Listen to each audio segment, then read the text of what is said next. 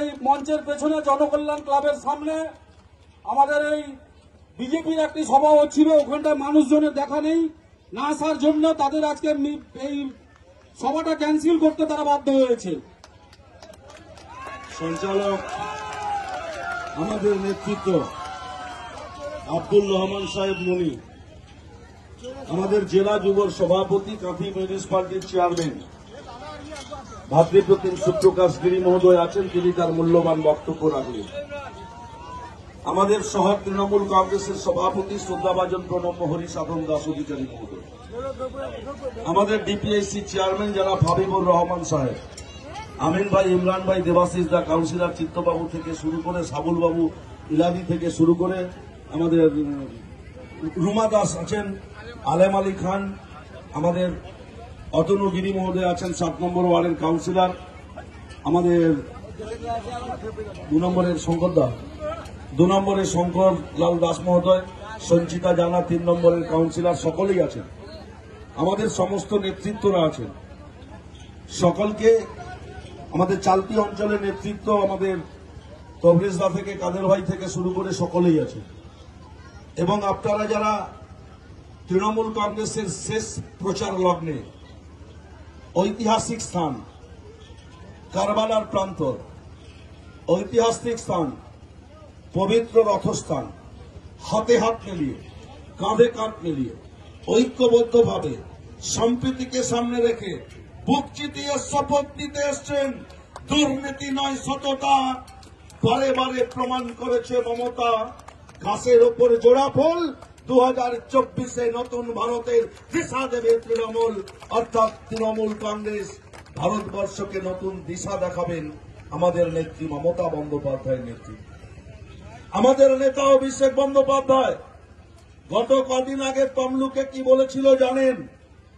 তমলুকের প্রার্থী তিনি বলেছিলেন মমতা বন্দ্যোপাধ্যায়ের দাম কত, আর আমাদের নেতা অভিষেক বন্দ্যোপাধ্যায় একটা ছবি দেখিয়ে বললেন মমতা বন্দ্যোপাধ্যায় দাঁড়িয়েছেন, ভারতবর্ষের প্রধানমন্ত্রী মোদীজি দুহাত জড়ো করে মাথা নত করে নমস্কার করছেন, এটা বাংলার দাম।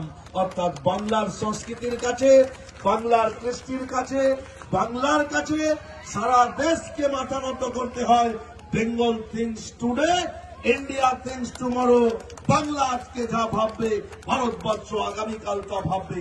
এই বার্তা নিশ্চিতভাবে তৃণমূল কংগ্রেসের কর্মী সমর্থকরা দিয়েছে। দিনের আলোর মতো কাঁথি লোকসভা কেন্দ্রের মানুষ পরিষ্কার করে দিয়েছেন। আমি শেষ নির্বাচনী প্রচারে এখানে সমবেত হয়েছি। সকালে সুপার মার্কেট থেকে শুরু করেছিলাম, বিঝাবনি হয়ে আড়গোয়াল, অর্জুননগর, ভাজাচাউলি হয়ে আপনাদের কাছে এসেছি। সমস্ত জায়গায় মানুষের ঢল নামছে। হয়তো আপনারা এখানে দেখে মনে করছেন এখানে মানুষের ঢল নামছে না, সমস্ত জায়গায় মানুষের ঢল নেমেছে। মানুষ প্রমাণ করছে মমতা বন্দ্যোপাধ্যায় দিল্লির নির্ণায়ক শক্তি হবেন, আর বাংলায় দিল্লিকে দিশা দেখাবে। ভারতীয় জনতা পার্টি একটি পারমিশন করে রেখেছিল, আউটডোর মাঠ থেকে দারুয়া পর্যন্ত পদযাত্রা এবং জনসভা করবেন। গতকাল রাত্রি থেকে বিজেপির বঙ্গপ্রদেশের সভাপতি সুকান্ত মজুমদার এসে লজে ছিলেন। গতকাল রাত্রি থেকে এসে আছেন, শুভেন্দু বাবুর ভাইয়ের নির্বাচনী প্রচার করবেন, আর দারুয়াতে ঐতিহাসিক সভা করবেন।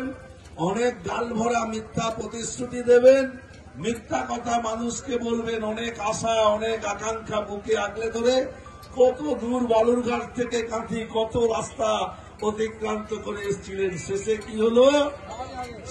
কি হলো? ভাঁড়ে মা ভবানী লোক জমাতে পারল না, বিজেপি আর সভা করতে রাজি করতে পারল না, লোক আসেনি। মমতা বন্দ্যোপাধ্যায় কাঁথি এসেছিলেন, লক্ষ লক্ষ উত্তর কাঁথি দক্ষিণ কাঁথির মানুষ মমতা বন্দ্যোপাধ্যায়কে সংবর্ধিত করার জন্য রাস্তার দুধারে সারিবদ্ধভাবে দাঁড়িয়েছিলেন।